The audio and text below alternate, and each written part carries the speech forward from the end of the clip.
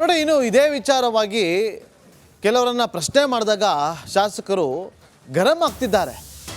ನಮಗೆಲ್ಲ ಬಂದಿಲ್ಲರಿ, ನಾವು ಕಾಂಗ್ರೆಸ್ ಬಿಟ್ಟು ಹೋಗಲ್ಲ, ನಾವು ಕಾಂಗ್ರೆಸ್ಸಲ್ಲೇ ಇರ್ತೀವಿ, ನಮಗೇನಾದರೂ ಕಾಲ್ ಬಂದಿದೆ ಅಂತ ನಾವು ಗಮನಕ್ಕೆ ತರ್ತೀವಿ.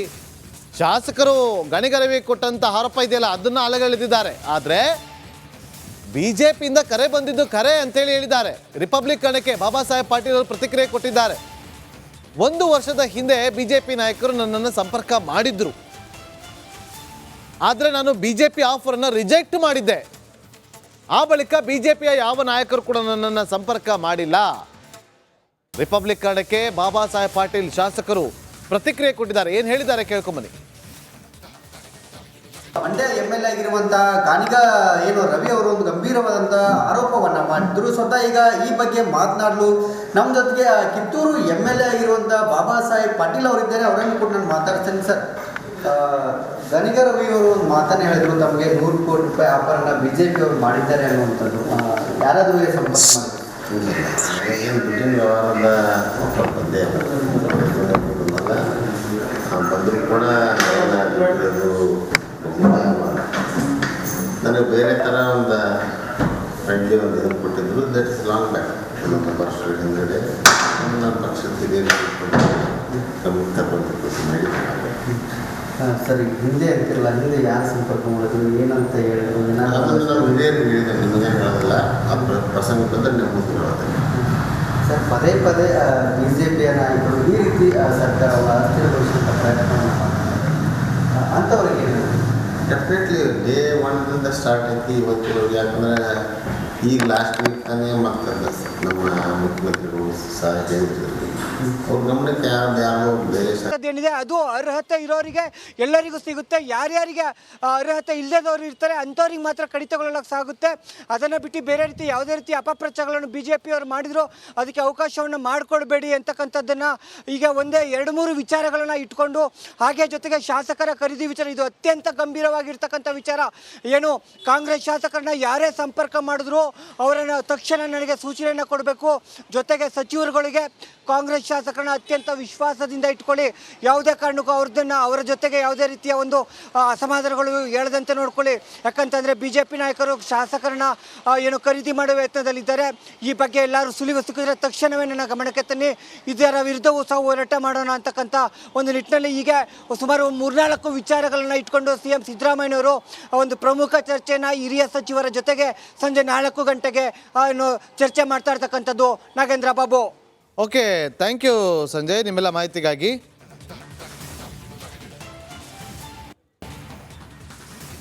ಮಧ್ಯಪ್ರವೇಶ ಮಾಡಿ ವಾಗ್ವಾದವನ್ನ ತಣ್ಣಗೆ ಮಾಡಿ ಪರಿಸ್ಥಿತಿಯನ್ನ ಶಾಂತಗೊಳಿಸಿದ್ದಾರೆ. ಆದ್ರೂ ಕೂಡ ಮುಂದೊಂದು ದಿನ ಈ ವಿಚಾರವಾಗಿ ಮತ್ತಷ್ಟು ದೊಡ್ಡ ಗಲಾಟೆ ಆಗ್ತಕ್ಕಂಥ ಸಾಧ್ಯತೆ ಇರತಕ್ಕಂಥದ್ದು. ನಾಗೇಂದ್ರ ಬಾಬು.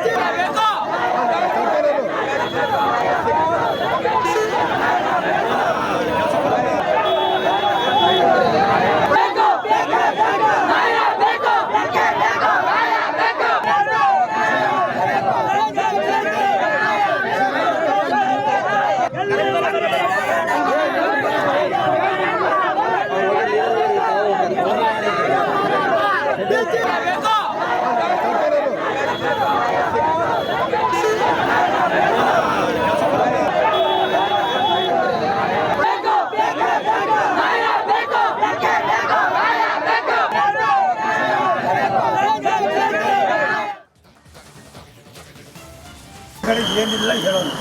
ಆಮೇಲೆ ನನಗೆ ಬೇರೆಯವ್ರಂಗೆ ಹ್ಯಾಂಡಲ್ಸ್ ಗೊತ್ತಿಲ್ಲ, ಹಿಂದಗಡೆ ಕುತಂತ್ರ ಮಾಡೋದು ಗೊತ್ತಿಲ್ಲ. ಮತ್ತು ಏನಾದ್ರು ಇದ್ದರೆ ಹಿಂಗಲ್ಲ ಹಿಂಗಲ್ಲ ಅದು ನನ್ನ ಮಾತು ಕೇಳಿದರೆ ಇವೆಲ್ಲ ಆಯ್ತದೆ ಇದು ಖುಷಿಯಾಗಿದೆ. ಸೊಂಬರೆ ಅದೇ ಕಡೆ ಇಷ್ಟನೇ ಬಿಡೋದಿಲ್ಲ. ನಂಬಿಕೆ ಇಟ್ಕೊಂಡಿದ್ಯಾ? ಆ ದೇವರಲ್ಲಿ ನಂಬಿಕೆ ಇಟ್ಕೊಂಡಿಲ್ಲ. ಒಂದೇ ಒಂದು ಅವ್ರು ಹೇಳಿರ್ತಕ್ಕಂಥದ್ದು. ಒಂದು ನಿಮಿಷ ತಾಯಿ ನಿಮ್ಗೆ ಏನು ಹೇಳ್ತೀವಿ ನಾವು? ಅದು ಯಾವುದೋ ಒಂದು ಸಣ್ಣದು ಅದನ್ನು ಅವತ್ತೇ ಸರೆಂಡರ್ ಮಾಡಿದರೆ ಎಷ್ಟು ಚೆನ್ನಾಗಿತ್ತು. ಅದೊಂದು ಯಾಕೆ ಮಾಡಿದ್ರಿ? ಅದೊಂದೇ ನಮ್ಮಲ್ಲಿ ಇರೋದು, ಬಾಕಿ ನನಗೆ ಗೊತ್ತಿಲ್ಲ. ಅದೊಂದು ದಿವಸ ಸರಿ ಮಾಡಿ ಇವೆಲ್ಲ ಐತಾ? ಪಾಪ